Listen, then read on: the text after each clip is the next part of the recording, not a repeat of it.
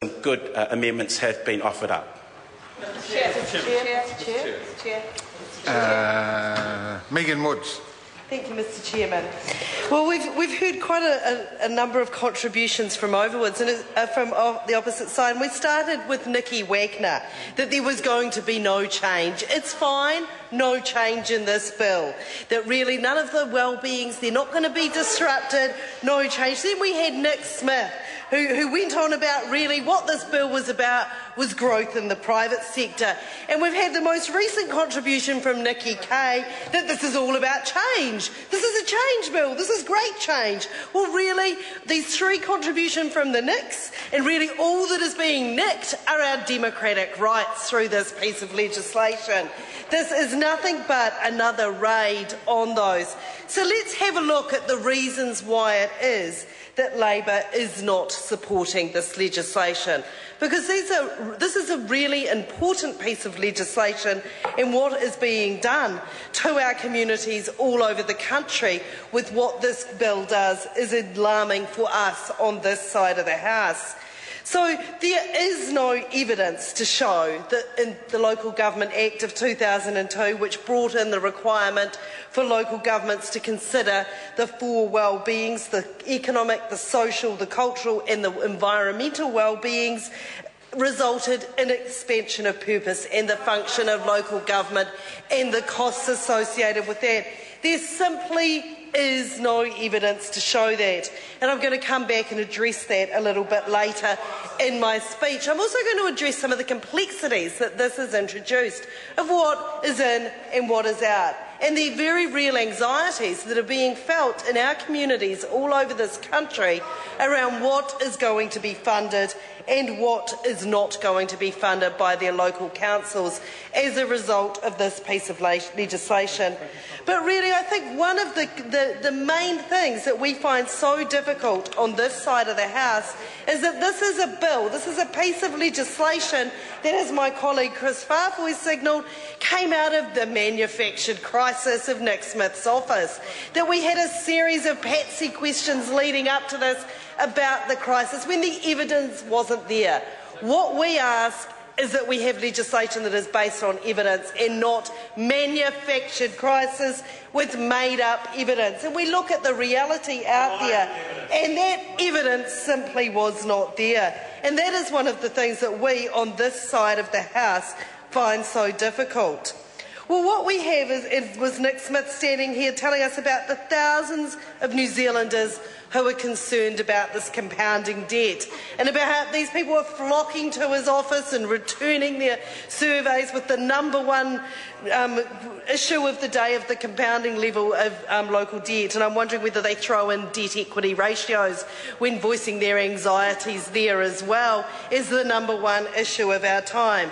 Sure, cost of living is something we all as constituency MPs need to face and that we all have to deal with. But I'll tell you what, Dr. Smith, I can tell you there's 558,000, and I will give you a number, 558,000 Cantabrians who are concerned about that member as Minister of Local Government and him taking away their vote and their right to have a democratically elected regional council in Canterbury. And that is something that as a constituency MP I do hear a great deal of anxiety about, and that I do hear constituents come in all the time and voice their anxiety about. To hear Nick Smith stand in this House and talk about more efficient local government and his National Party colleagues sends a chill down my spine, because more efficient local government to members opposite means less democracy. It means less elected members, and it means less democratic outcomes, and it is indeed chilling for us on this side of the House. And we need to do that, because this is a piece of legislation, and make no mistake about it, that takes away the power of local communities.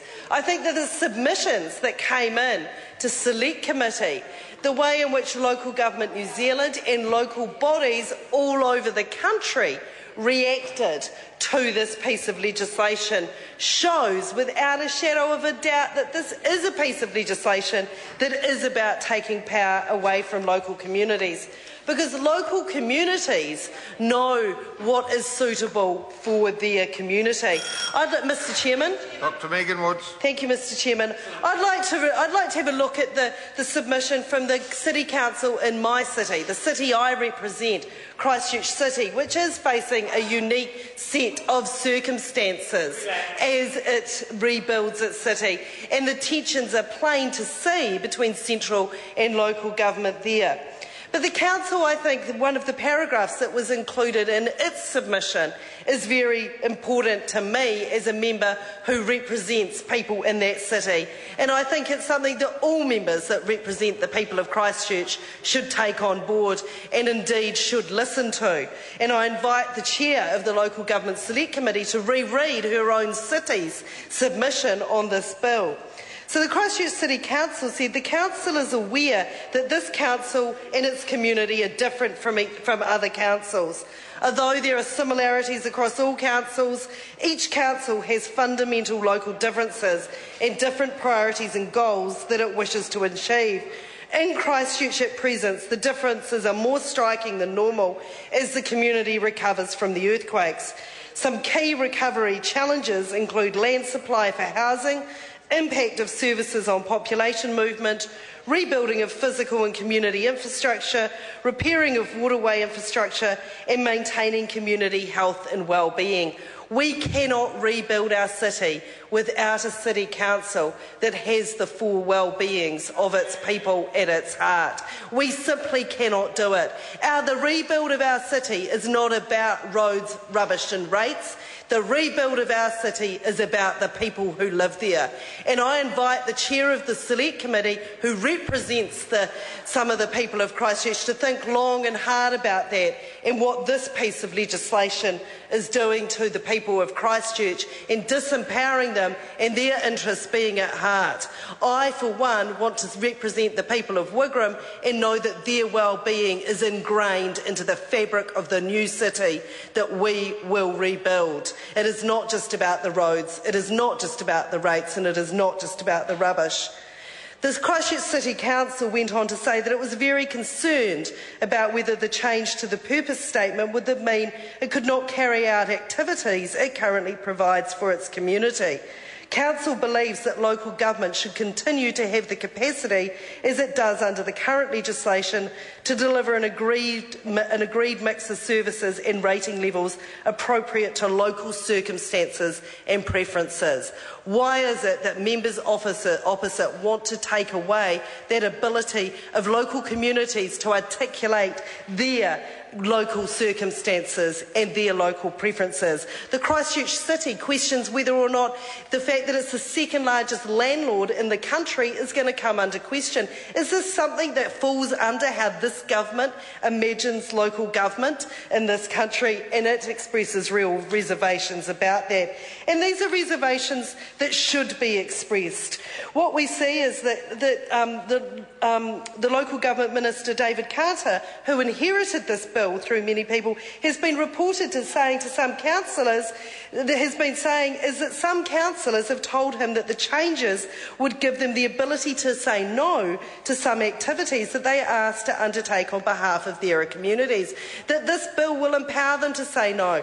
Well, the people in our communities, the people who I represent, want to know what activities it are that councils are going to say no to. And we now even have local councils asking what are the activities, whether we're going to be able to carry them out. We hear V8 supercars, we hear car races, centre parades have been put on the table as in question, but there is real provision in our city around housing that needs to be addressed. Is this something that this government sees is falling within the ambit of this legislation? Is this something that is about better public service and more efficient delivery of local government? And I'd like an answer to be given to that in this House. I'd like an assurance to our communities that their well-being is still going to be taken care of. And members opposite have fallen very silent, and I don't hear those assurances coming. I really would like someone to take a call and tell us whether or not those assurances would be there. What we have is a piece of legislation that is founded on a manufactured myth of a crisis. The numbers simply don't stack up. Indeed, the numbers were taken off the website because they were so shonky.